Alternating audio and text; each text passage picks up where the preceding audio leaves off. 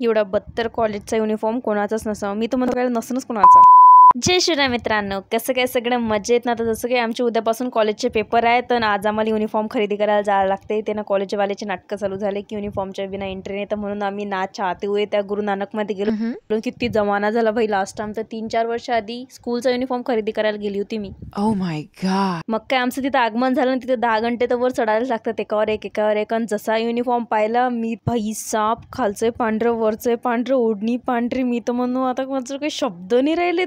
एवढा बत्तर dressing sense या. Few moments later.